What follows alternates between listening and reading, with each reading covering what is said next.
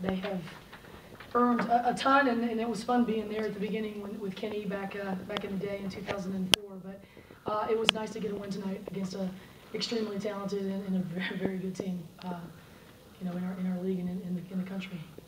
Coach, you had a 15-point lead, I believe, in that second half. Jamie comes all the way back. Call timeout. What are you telling your players in that hole? Just to calm down. We were slow and steady the whole game, and just kind of grind our way and built a little bit of a cushion. And I just told them to calm down. They were getting a little bit emotional with some of the things that were happening out there and things that weren't going their way. And that was the worst thing for us to do, to lose our head. And I was very proud that they responded. They responded that way. Coach, Hofstra has beaten. Believe coming into this game that you would win.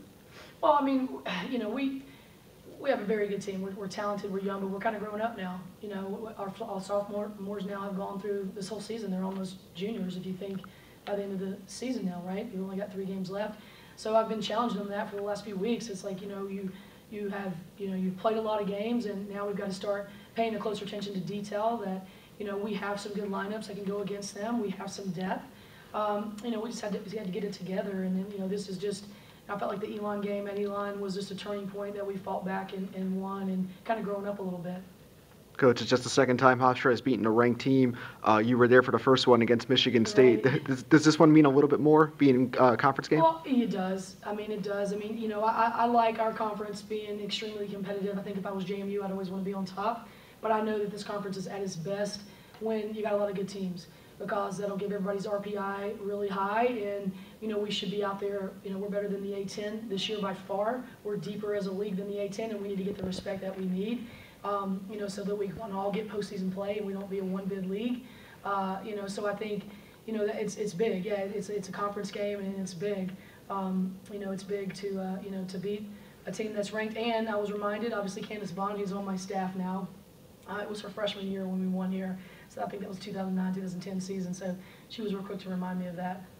What were the keys to building that 17-point lead?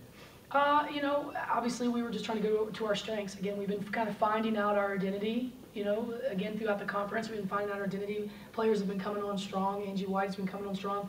Alo Edifaroka today got her mojo back, and she had a great game. And then we didn't have Ajane Durant when we played them the first time. My freshman sensation, who hit the 2 free throws at the end, and that kid's a real deal. She's top CAA player, contender, to me for player of the year, because she's a real deal. I don't care if she's a freshman or not.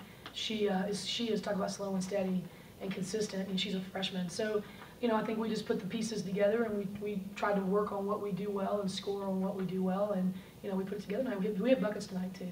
Hit buckets, finished, and was very focused. Coach, you had 4 players in double digits, and besides Asia Jackson's over one field, every player had at least 3 made field goals. Is this exactly what a team win looks like? 100%. Like I said, I say this all the time when Wendy Larry was at ODU, and this is my philosophy as well. So, you're going to win championships when you got 5 or 6 people in double figures. And, that's what we preach. That's what we preach every day. Now, I'll take 30 if somebody's got a hot hand, and then the rest of us 3 or 4 in double figures after that. But you're going to win championships when you're deep like that, and that's how Wendy Larry did it all those years, when she was at ODU. Coach, talk about Angie White. 5 games in a row, she's had double digits, seemingly coming out of nowhere to just be such a big piece for you in the starting lineup.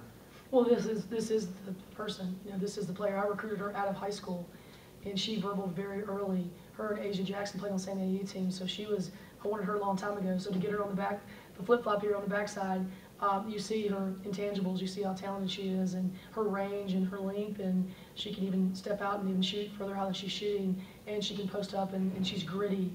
Her and Kelly both are probably and Darius, the grittiest ones. They're combative, they're tough, they very, very gritty. And I thought Crystal had a great floor game for me today too. And then can you say enough about Darius? Darius' stat sheet. Darius wins us games and is going to have a chance to win his championships because of how she plays. She's phenomenal. Strongest defender, best defender in the CAA. What does this win do for the confidence level of your young player? It just continues to build it. I think they knew. You're dealing with young minds, and you're telling them all the time how awesome they are. You look at them at what that they can be, not what they are. I tell them all the time. I'm looking at you as what you can be, not where you are right now. But sometimes it takes time for folks to continue to believe in that. But they definitely believe in each other as a team. They definitely believe in the staff, and they believe in what we're doing. and they know that they're good enough if they just keep their mind to it. Attitude and effort, you know, their attitude and their effort. If that's a consistent practice, as well as on the floor, you know, we're going to do great things.